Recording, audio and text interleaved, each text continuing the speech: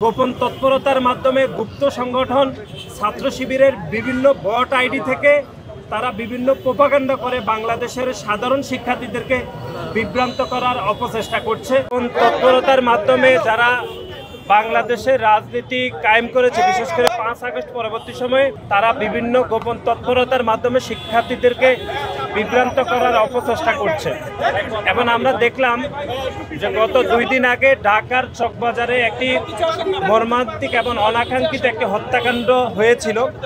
সে হত্যাকাণ্ডকে জড়িয়ে কথিত সাধারণ শিক্ষার্থীদের ব্যানার ব্যবহার করে তারা সাধারণ শিক্ষার্থীদেরকে বিভ্রান্ত করে বাংলাদেশ জাতীয়তাবাদী ছাত্র দলের বিপক্ষে মব তৈরি করেছে। এবং অত্যন্ত দুর্ভাগ্যজনক সেটি হচ্ছে আমাদের দলের ভারপ্রাপ্ত চেয়ারম্যান জনাব তারেক রহমানের নামে তারা বিভিন্ন প্রোপাগান্ডা করেছে।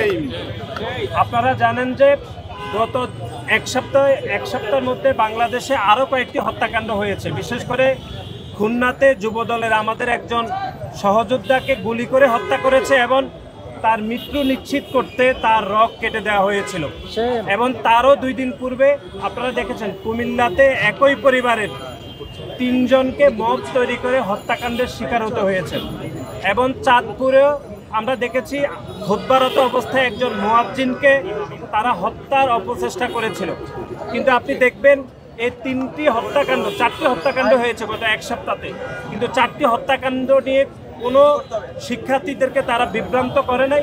শুধুমাত্র চকবাজারের হত্যাকাণ্ড নিয়ে তারা গোপন তৎপরতার মাধ্যমে গুপ্ত সংগঠন ছাত্র শিবিরের বিভিন্ন বট আইডি থেকে তারা বিভিন্ন প্রোপাগান্ডা করে বাংলাদেশের সাধারণ শিক্ষার্থীদেরকে বিভ্রান্ত করার অপচেষ্টা করছে।